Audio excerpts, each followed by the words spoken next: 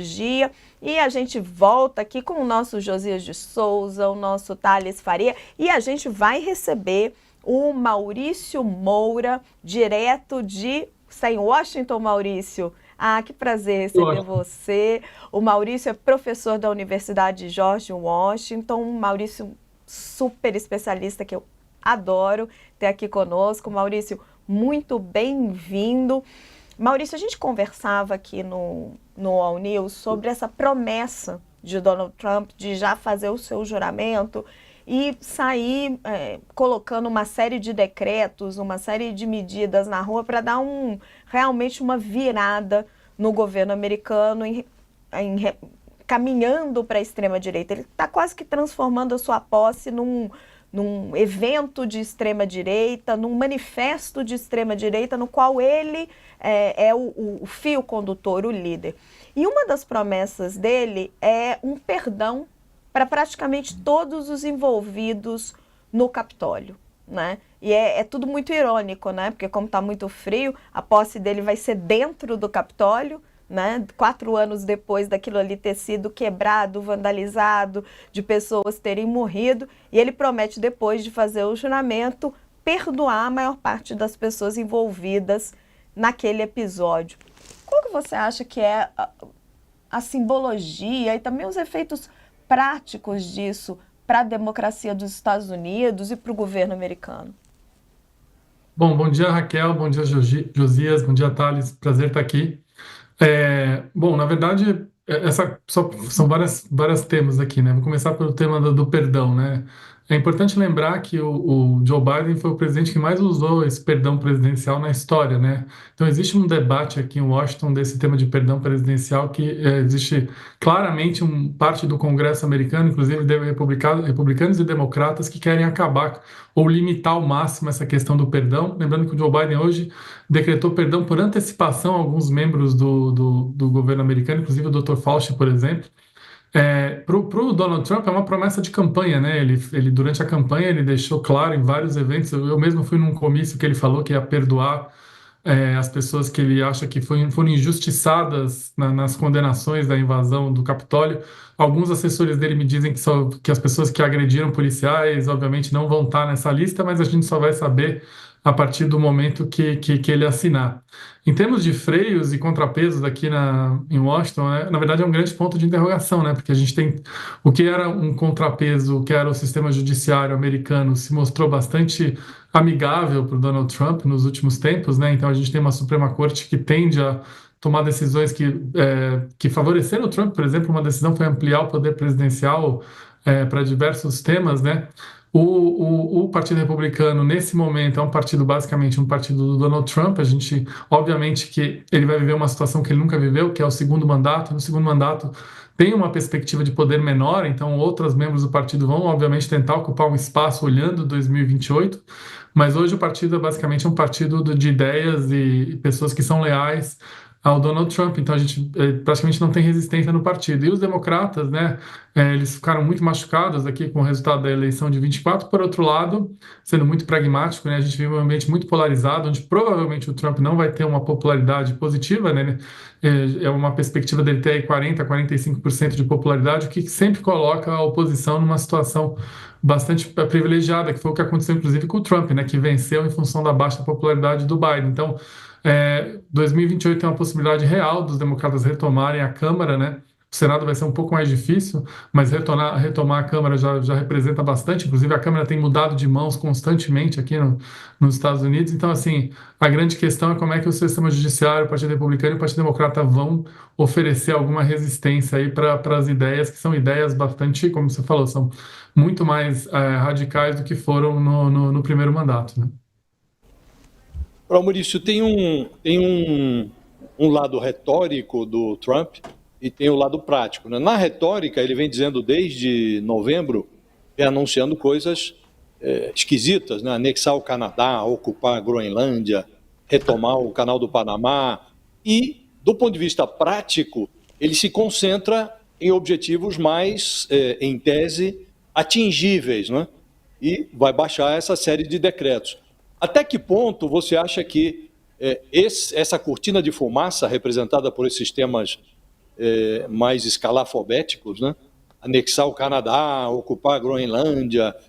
Até que ponto essa cortina de fumaça permitirá ao Trump obter os objetivos que parecem ser os objetivos reais dele, como, por exemplo, confrontar objetivamente o poderio da China.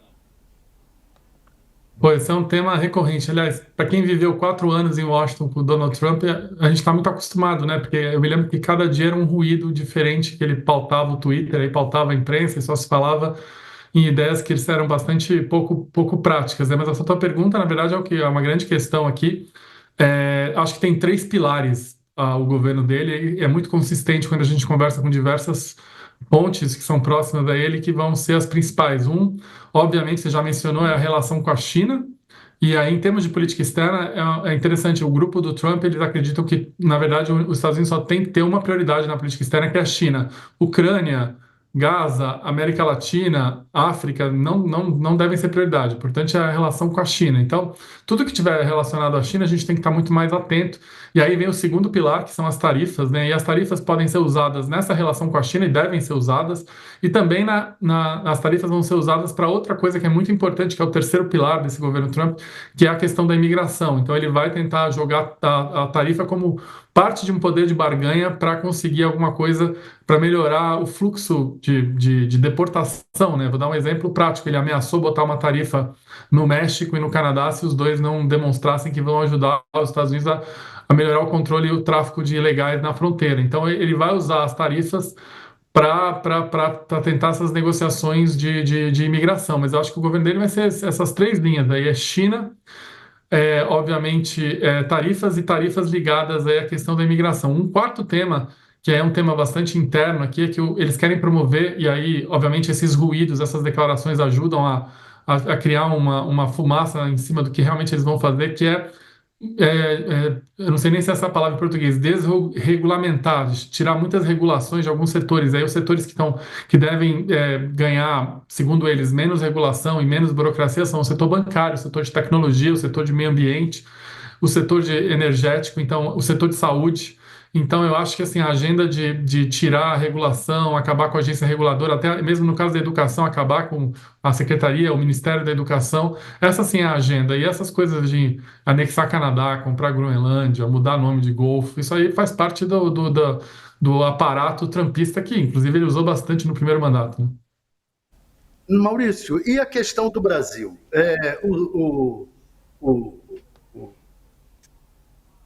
Tá ruim aí para ouvir? Não, a gente ouve bem, Tudo bem. Thales. E a questão do Brasil? O Lula declarou que não quer briga com o Trump.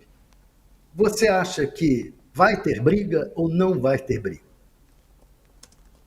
Não, na verdade, assim, bom, em primeiro lugar, é importante dizer que o Brasil é um tema bastante marginal em relação a essa futura administração, né? O que eu ouvi é que há uma preocupação do Marco Rubio, né, que vai ser o novo secretário de Estado, de melhorar o fluxo de deportação de brasileiros ilegais. Essa, na verdade, é a única pauta que ele vai ter com o Brasil aí de curto prazo. Lembrando que os Estados Unidos devem sair do Acordo de Paris, os Estados Unidos não estão, esse novo governo americano tem pouco a contribuir aí na COP. Então, na verdade, o governo brasileiro vai ter pouca agenda ali. Obviamente, eles estão falando de tarifa, então não tem uma cooperação comercial em vista. Mas o que eu aprendi com o governo Trump depende muito do Lula entrar ou não nas provocações que vão aparecer, né? Ele já mandou uma provocação dizendo que ele vai aumentar a tarifa se os BRICS adotarem outra moeda que não seja o dólar. Ele vai soltar bravatas ao longo do caminho, aí vai depender muito do governo brasileiro reagir ou não, do Lula responder ou não, enfim. Agora, o fato concreto é que a convergência de agendas desse governo americano que entra hoje e o governo brasileiro é praticamente nenhuma.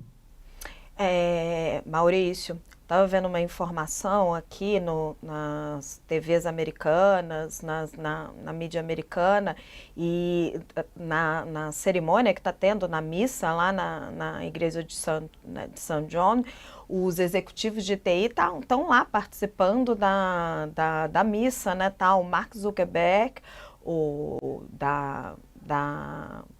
Mark Zuckerberg da Meta, o Jeff Bezos da Amazon e o Tim Cook, da Apple. Eles estão dentro da igreja de São João, vocês estão vendo aí imagens, né, da igreja, e participando da missa nesta manhã. E muito simbólico, né, uma proximidade, não só pelas declarações que o Mark Zuckerberg deu recentemente, mas toda essa proximidade deles com os vários eventos de posse, né? Até da missa eles estão participando. Como é que você vê essa aproximação tão grande que começa com Elon Musk e agora chega até a Jeff Bezos, que a gente não pode esquecer, o dono da Amazon, mas também é o dono do Washington Post, dos magnatas das Big Techs com o governo de Donald Trump?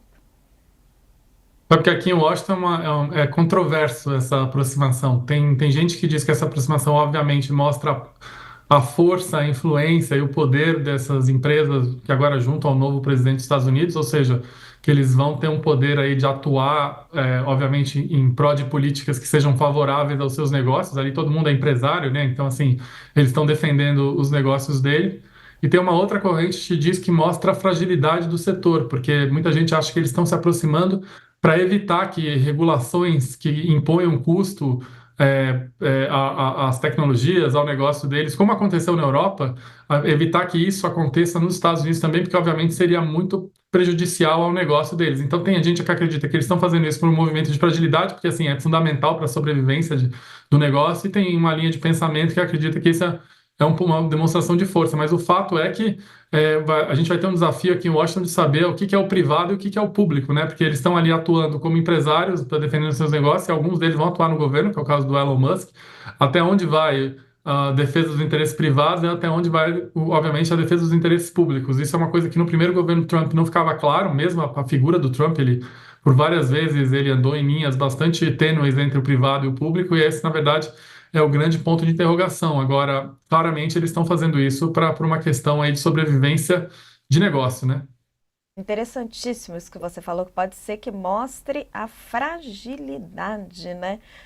Olha, gente, o Donald Trump, aí já temos as imagens, a missa parece que já acabou e ele já deixou, daqui a pouco a gente mostra para vocês a igreja de São John, e agora está a caminho da Casa Branca, onde deve ser recebido daqui a pouquinho. A gente vai ver aquela tradicional cena, né, quando um presidente é recebido pelo outro, para a cerimônia do chá, uma herança, né, dos tempos da colônia britânica.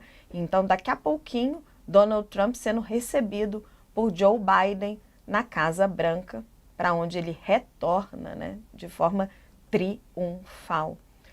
Josias, Thales, tem perguntas para uma... Eu queria, aproveitando esse raciocínio, Raquel, do Maurício, sobre o paradoxo, né, de frágil e forte que está envolvido nessa aproximação do Trump com as Big Techs, em relação a esse desejo do Trump, que deve se materializar na divulgação de atos executivos nesse dia de posse, de expulsar milhões de trabalhadores, esse movimento, ele até que ponto será absorvido pela economia americana? Porque se formos verificar hoje, muitos desses trabalhadores que não estão documentados, eles realizam aí um trabalho de pouca qualificação que tem impacto na economia americana, né?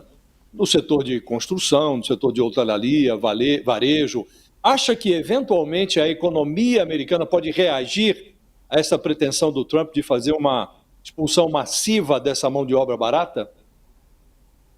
Bom, tem várias camadas desse teu comentário. Em primeiro lugar, já foi feita uma estimativa aqui em Washington de que para deportar os 11 milhões de ilegais, que é a conta que os republicanos têm, o custo unitário é de 14 mil dólares. Esse, obviamente, que é um valor que vira um valor bilionário que não está em nenhuma linha aí do orçamento americano. Então, a primeira pergunta prática é onde é que vão sair os recursos para uma movimentação dessa. O segundo, que é uma movimentação logística bastante complexa, porque deveria contar com a ajuda das autoridades locais, de cidades locais, e há muitas cidades nos Estados Unidos que claramente são contrárias a esse tipo de movimento do governo federal, e que eles chamam até de cidade santuário. A gente pode dar vários exemplos: Nova York, Chicago, Los Angeles, Washington mesmo. Então, assim, essa dinâmica de logística não está muito clara como ela vai ser executada. Obviamente que ele vai, nessa primeira semana, aí, fazer bastante atos simbólicos de deportação, então esperem que muita coisa vai acontecer, mas do ponto de vista de escala, de volume, é bastante incerto como é que eles vão fazer isso. E também tem o fato que eles dependem dos outros países, dos países aceitarem de volta as pessoas que estão sendo deportadas, que também não é trivial. Então tem vários problemas logísticos. Agora, suponha que isso aconteça, como você mencionou, aí o estrago é enorme, porque é difícil encontrar um setor da economia americana que, né, de alguma maneira, não tenha na mão de obra imigrante legal parte do seu processo. E lembrando que a maioria desses imigrantes ilegais, às vezes, eles pagam imposto. Não são imigrantes que não estão contribuindo aí com a economia de totalmente informais. Tem muita gente que tem até um número de, apesar de estar ilegal, tem um número de imposto. Em alguns lugares, eles têm carteira de motorista em alguns estados. Assim, eles não estão totalmente à margem da economia, muito pelo contrário. Então, obviamente que se isso se materializar, vai ter uma pressão no mercado de trabalho, obviamente isso vai bater nos preços. Aliás, o grande desafio do Trump é cumprir as promessas de campanha dele e, ao mesmo tempo, ter uma inflação controlada. Mas na prática ainda tem muita dúvida de como é que eles vão operacionalizar alguma coisa que seja relevante mesmo.